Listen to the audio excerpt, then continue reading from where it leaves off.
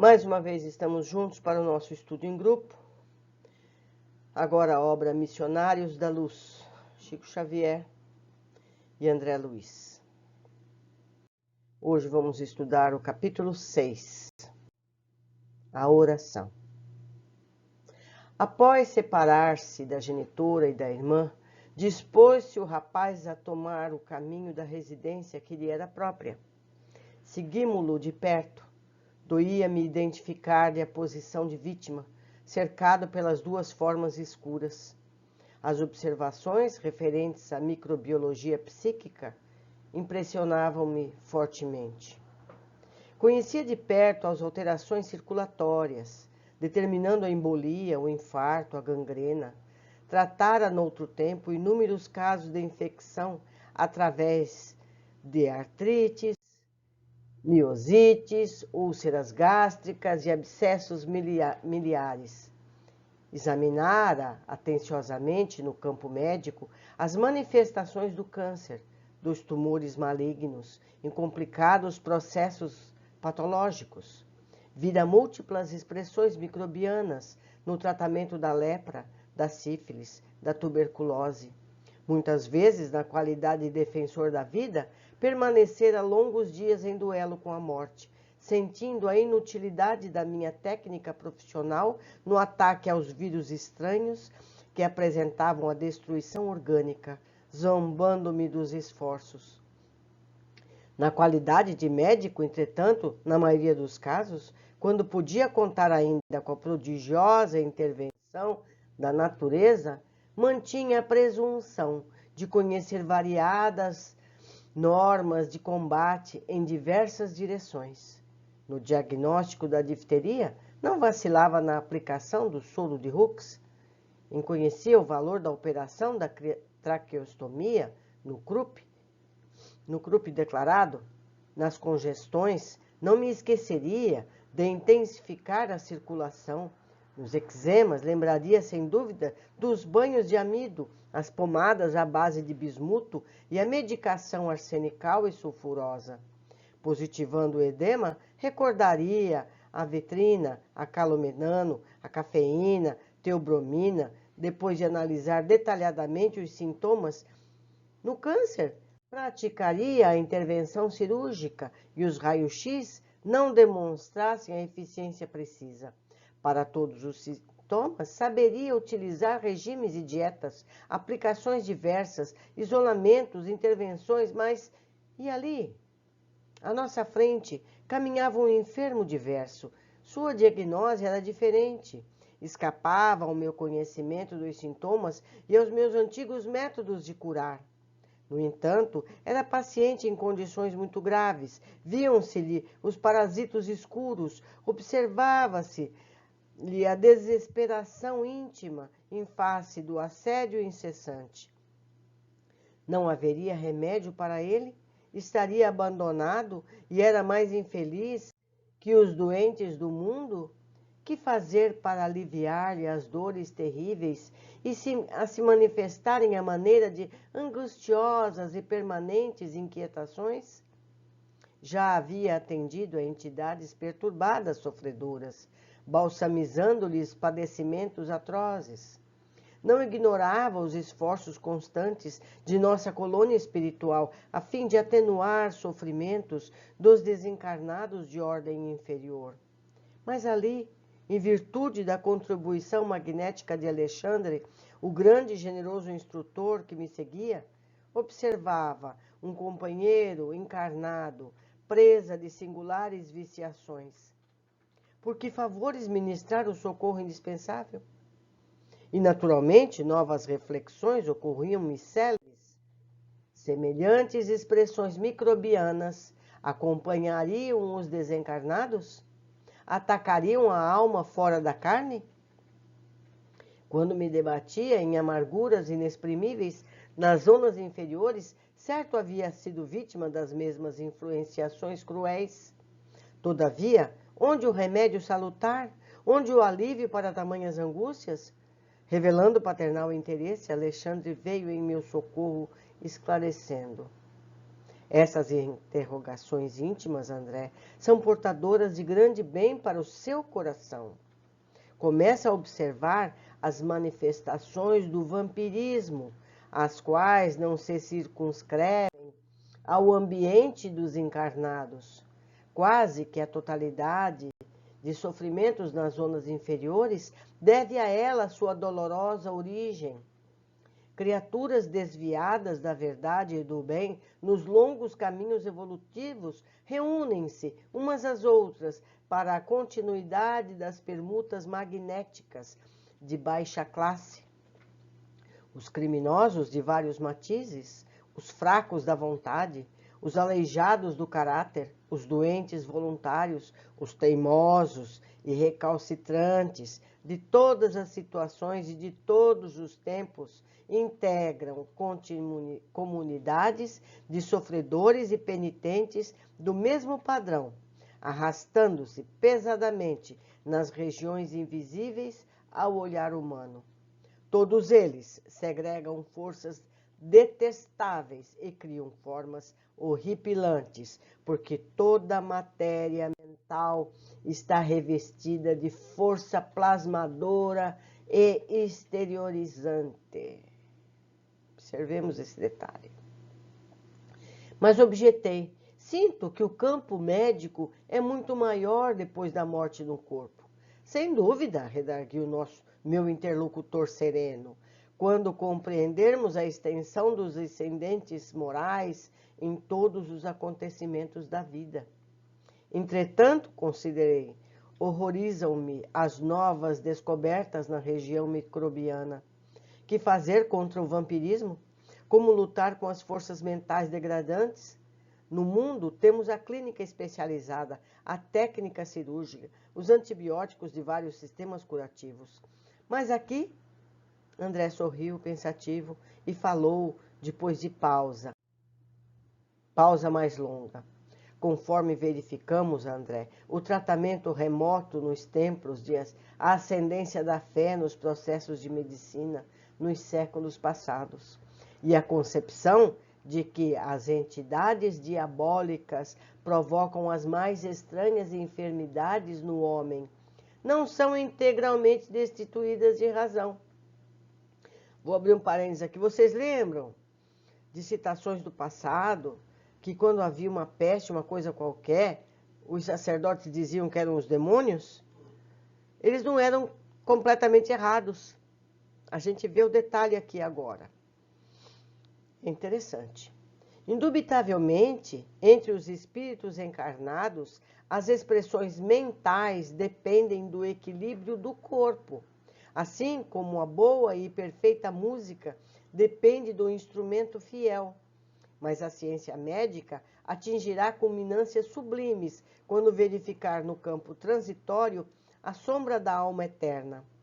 Cada célula física é instrumento de determinada vibração mental. Todos somos herdeiros do Pai que cria, conserva, aperfeiçoa, transforma ou destrói.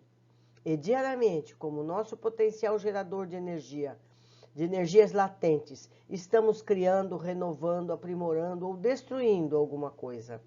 Justifico a surpresa de seus raciocínios ante a paisagem nova que se desdobra à sua vista. A luta do aperfeiçoamento é vastíssima.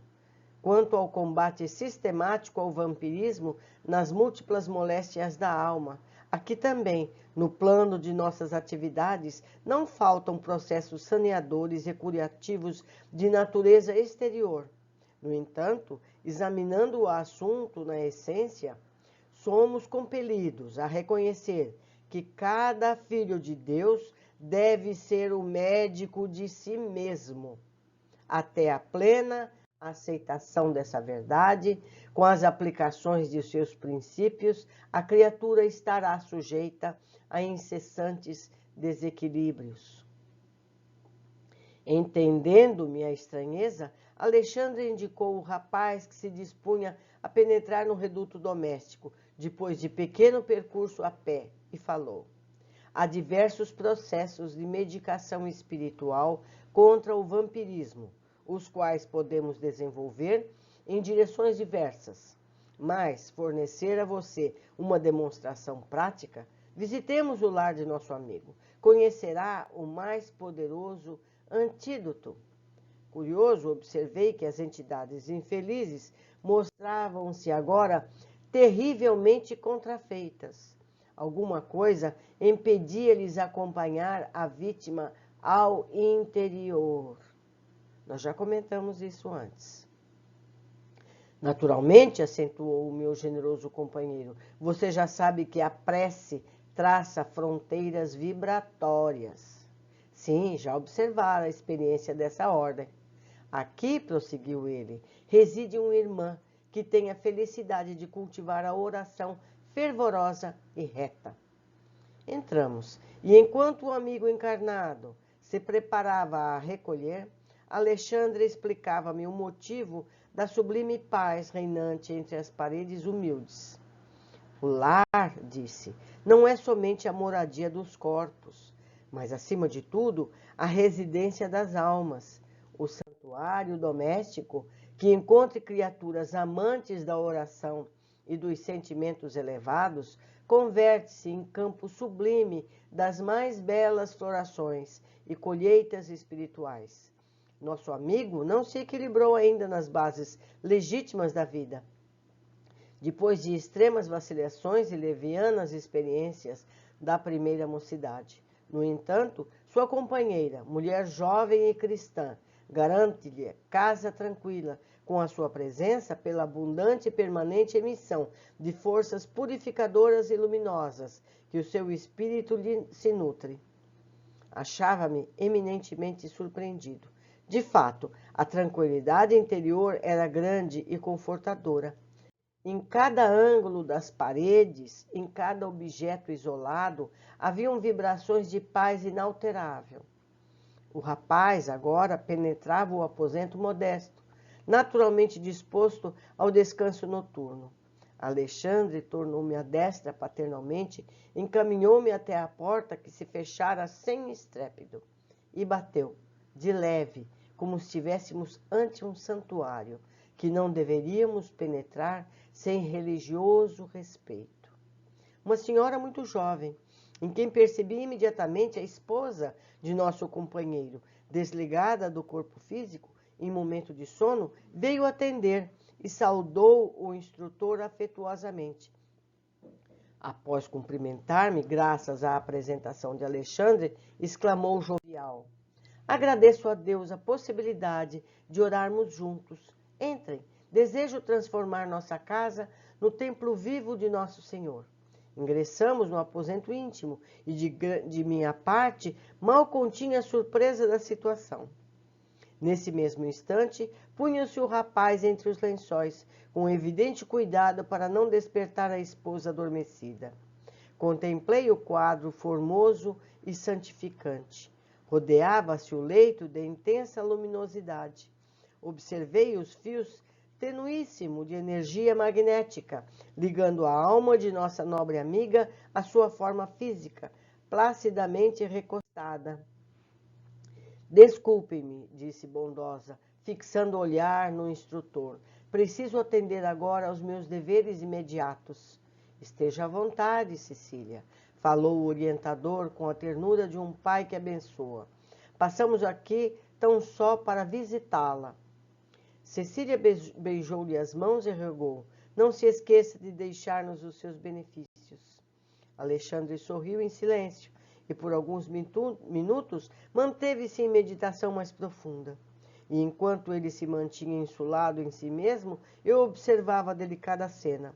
A esposa, desligada do corpo, sentou-se à cabeceira, e no mesmo instante o rapaz, como se estivesse ajeitando os travesseiros, descansou a cabeça em seu regaço espiritual. Cecília, acariciando-lhe a cabeleira com as mãos, elevava os olhos ao alto, revelando-se em fervorosa prece. Luzes sublimes cercavam-na toda, e eu podia sintonizar-lhe com suas expressões mais íntimas, ouvindo-lhe a rogativa pela iluminação do companheiro, a quem parecia amar infinitamente. Comovido com a beleza das suas súplicas, reparei com assombro que o coração se lhe transformara em foco ardente de luz, do qual saíram inúmeras partículas resplandecentes, projetando-se sobre o corpo e sobre a alma do esposo, com a celeridade de minúsculos raios. Os corpúsculos radiosos penetravam-lhe o organismo em todas as direções, e muito particularmente na zona do sexo, onde identificara tão grandes anomalias psíquicas, concentravam-se em massa, destruindo as pequenas formas escuras e horripilantes do vampirismo devorador.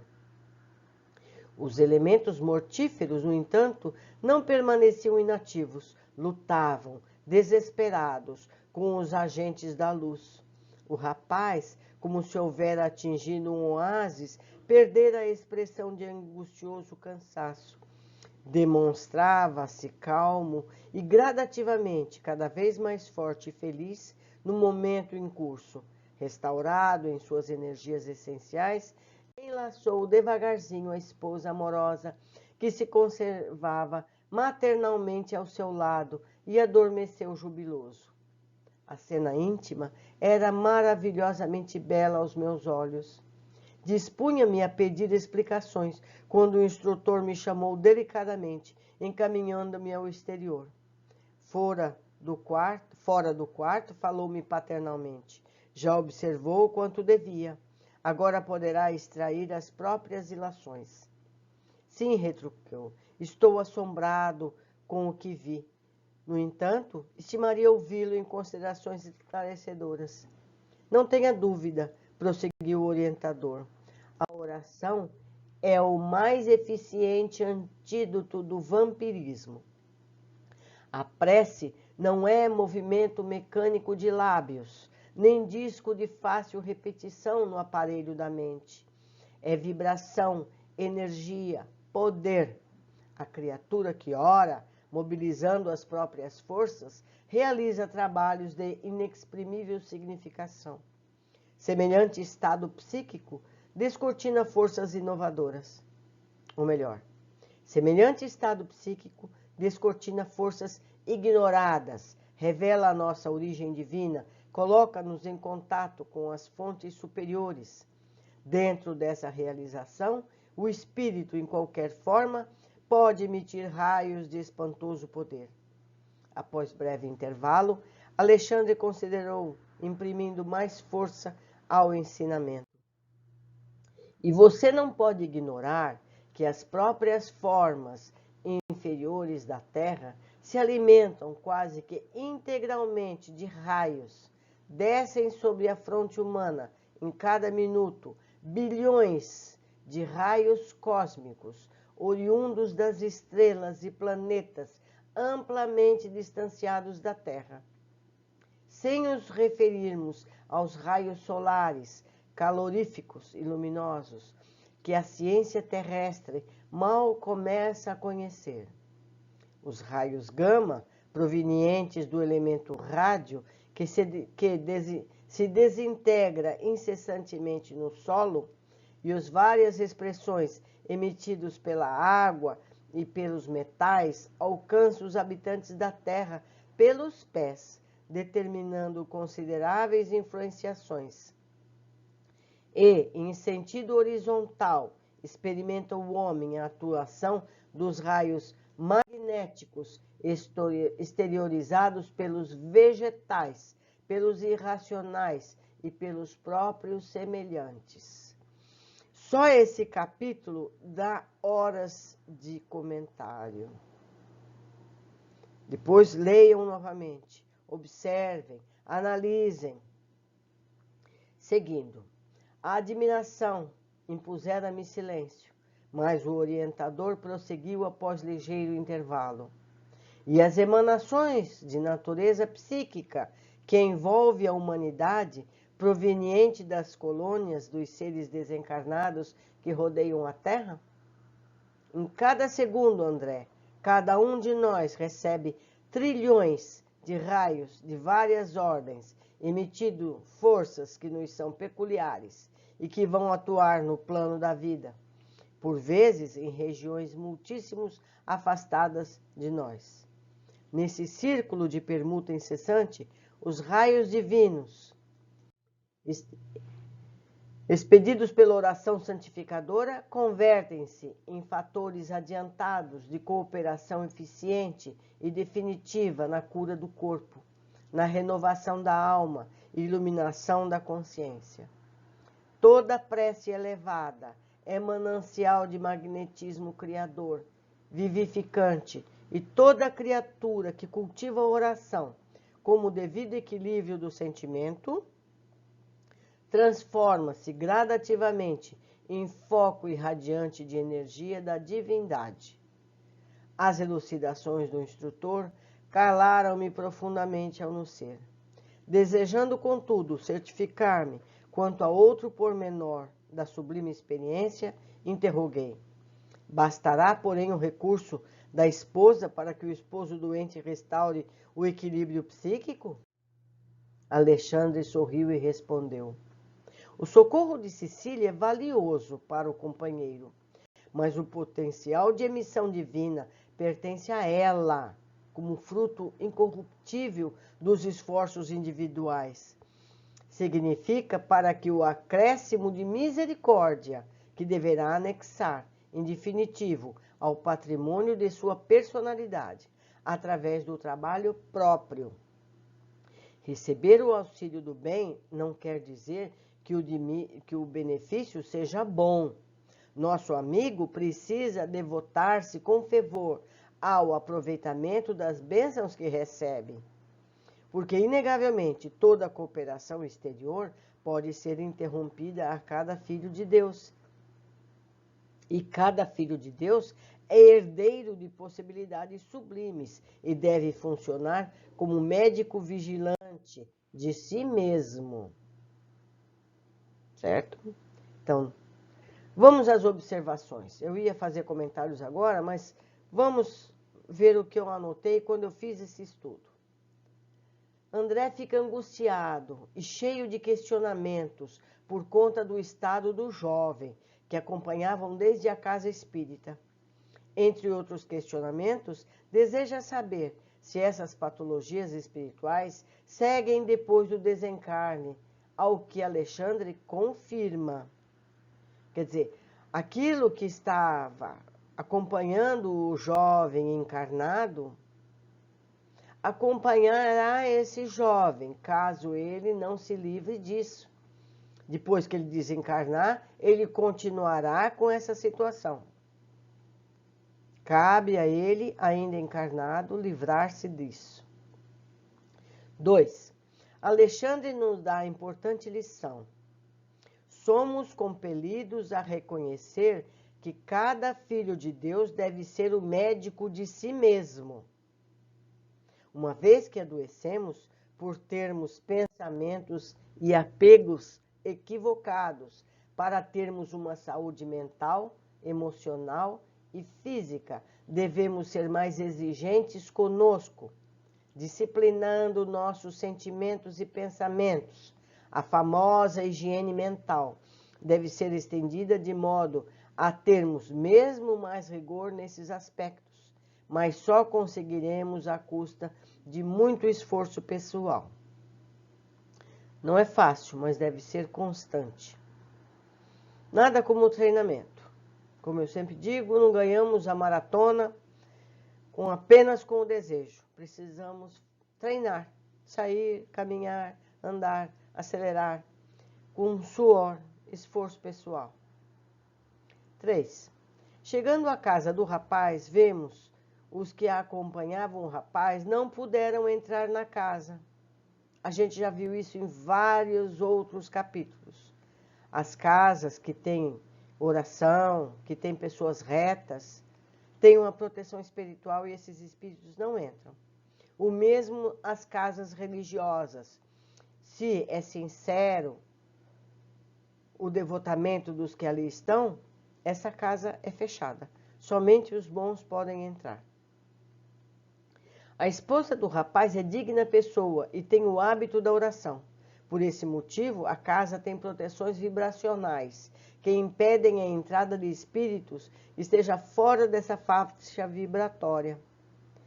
Em desdobramento, durante o sono, ela mesma abre a porta para Alexandre e André. Certo? A esposa, com suas vibrações amorosas, combate a virulência espiritual do rapaz. E Alexandre explica que a prece tem poder vibracional e eficientemente auxilia aos que oram, seja protegendo suas residências, dando imunidade ou curando a quem precisa. Alexandre diz que somos atingidos por vibrações cósmicas que nos chegam de planetas e estrelas, raios gama vindos do solo e também energias magnéticas emitidas pelos vegetais, animais e outros seres humanos. São inter-relações que recebemos e emitimos constantemente. Fala também das emissões oriundas das colônias espirituais, as elevadas e as inferiores. A prece é mais uma dessas emanações. Cabe a cada um de nós filtrar e emitir o melhor que pudermos cada uma dessas vibrações. Quanto ao merecimento do auxílio, depende de cada um. A esposa doa essas vibrações que ajudam, mas o rapaz deve fazer a sua parte para merecer a solução dos seus males. As vibrações de Cecília vão como fazer um curativo. A cura, mesmo, verdadeira, depende dele. Ele precisa se esforçar para extirpar de si aquelas situações negativas. Então, vocês viram, mais uma vez nesse capítulo, como é importante o nosso estado pessoal de vibração. Nós recebemos vibrações de todos os lados e de todas as distâncias, até mesmo das estrelas. Cabe a cada um de nós filtrar, equilibrar e receber apenas o que nos compete. Assim como as vibrações das pessoas fecham ou abrem os seus lares, nós podemos abrir ou fechar essas vibrações em nosso corpo, mental, espiritual e físico.